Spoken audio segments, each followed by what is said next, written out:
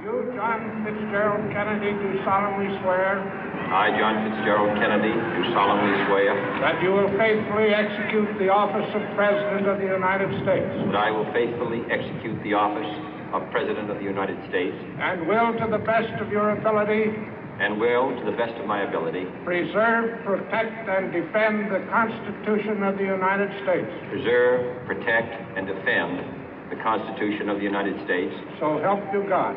So help me God.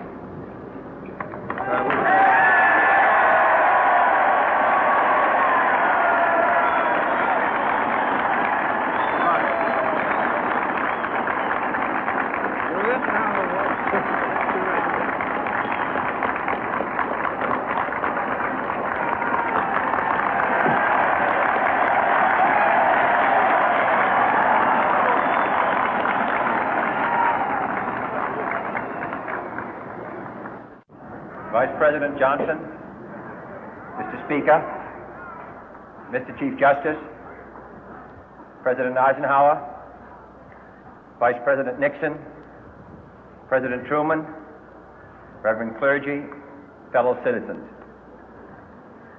We observe today not a victory of party, but a celebration of freedom, symbolizing an end as well as a beginning, signifying renewal as well as change.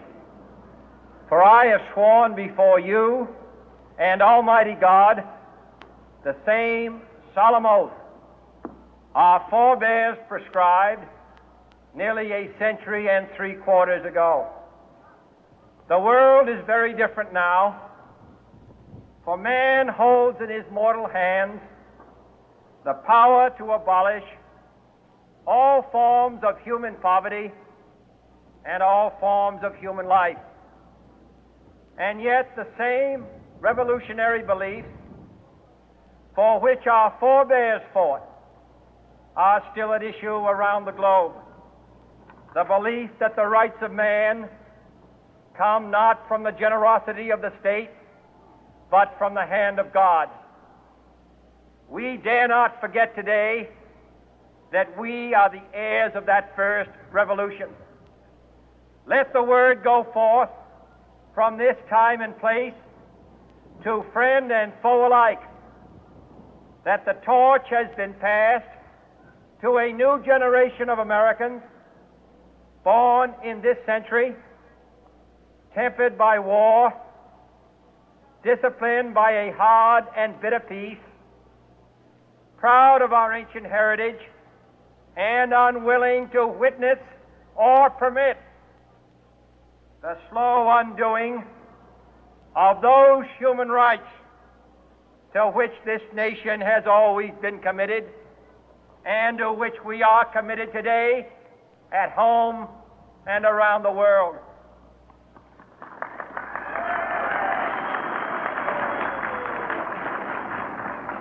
Let every nation know, whether it wishes us well or ill, that we shall pay any price, bear any burden, meet any hardship, support any friend, oppose any foe to assure the survival and the success of liberty.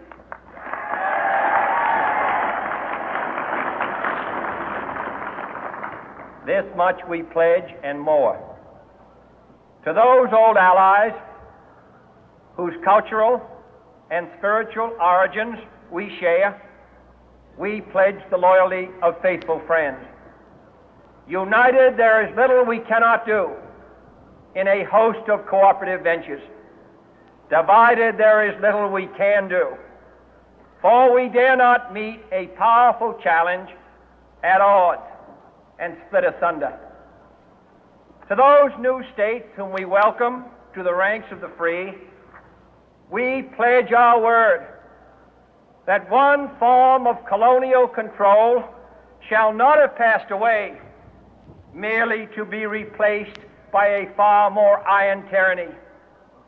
We shall not always expect to find them supporting our view, but we shall always hope to find them strongly supporting their own freedom, and to remember that in the past, those who foolishly sought power by riding the back of the tiger ended up inside.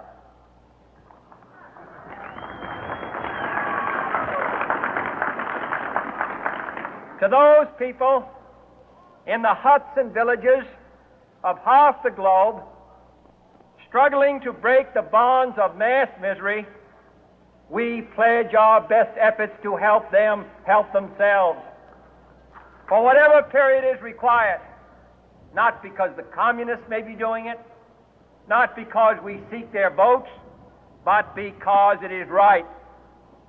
If a free society cannot help the many who are poor, it cannot save the few who are rich.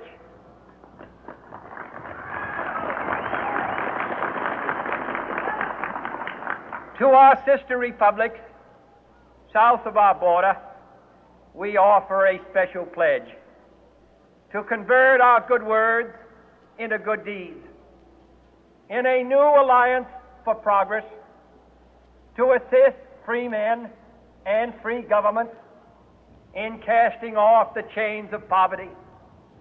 But this peaceful revolution of hope cannot become the prey of hostile powers. Let all our neighbors know that we shall join with them to oppose aggression or subversion anywhere in the Americas. And let every other power know that this hemisphere intends to remain the master of its own house.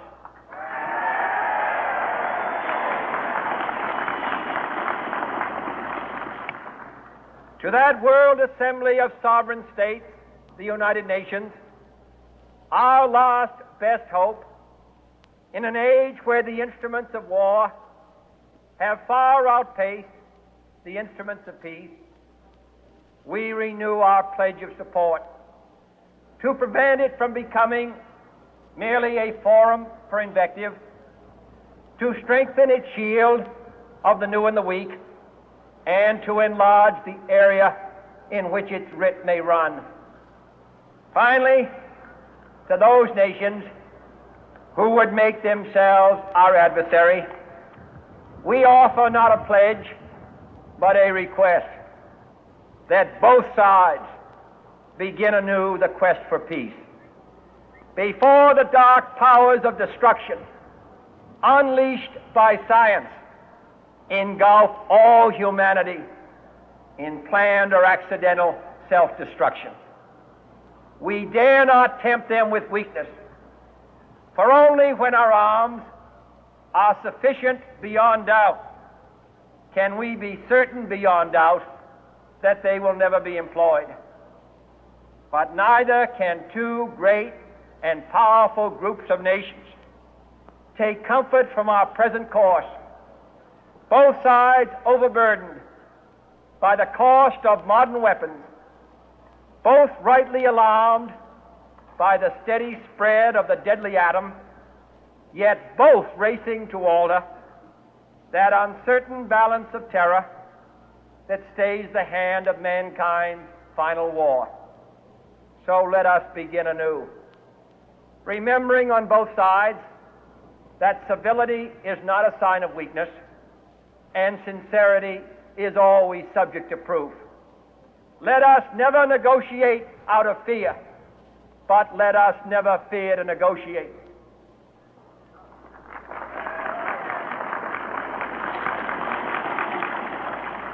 Let both sides explore what problems unite us, instead of belaboring those problems which divide us.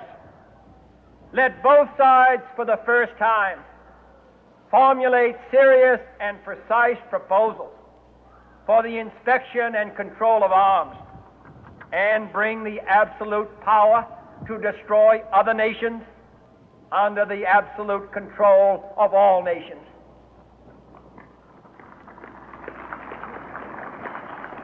Let both sides seek to invoke the wonders of science instead of its terrors.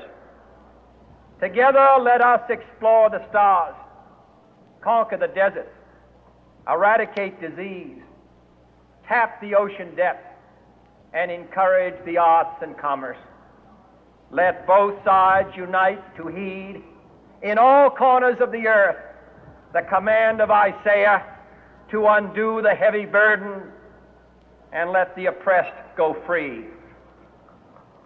And if a beachhead of cooperation may push back the jungle of suspicion, let both sides join in creating a new endeavor, not a new balance of power, but a new world of law, where the strong are just and the weak secure and the peace preserved. All this will not be finished in the first 100 days, nor will it be finished in the first 1,000 days, nor in the life of this administration, nor even perhaps in our lifetime on this planet. But let us begin.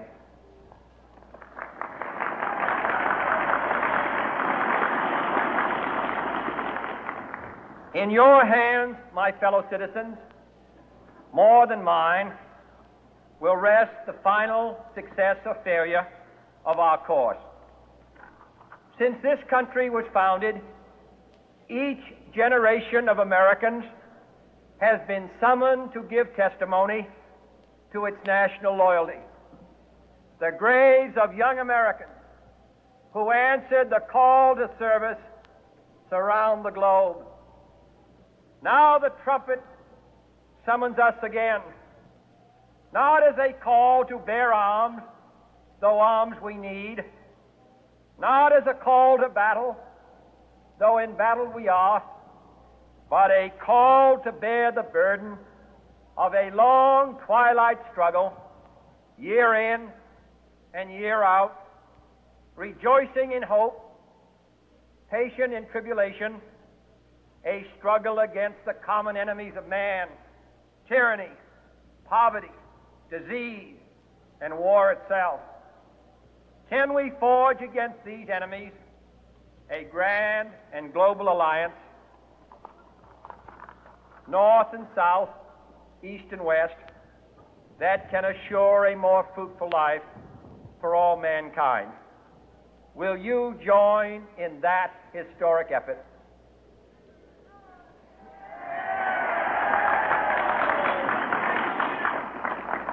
In the long history of the world, only a few generations have been granted the role of defending freedom in its hour of maximum danger. I do not shrink from this responsibility. I welcome it.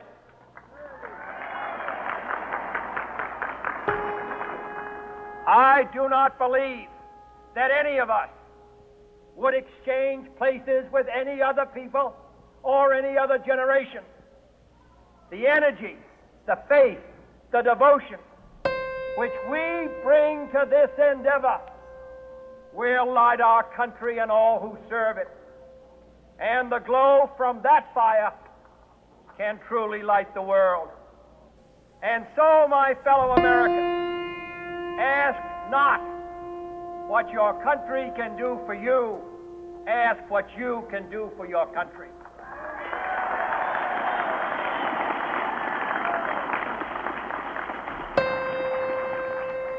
My fellow citizens of the world, ask not what America will do for you, but what together we can do for the freedom of man.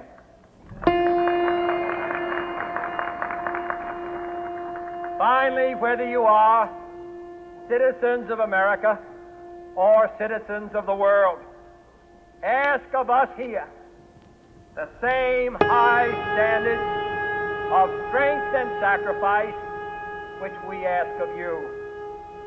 With a good conscience, our only sure reward, with history the final judge of our deeds, let us go forth to lead the land we love, asking His blessing and His help, but knowing that here on earth, God's work must truly be our own.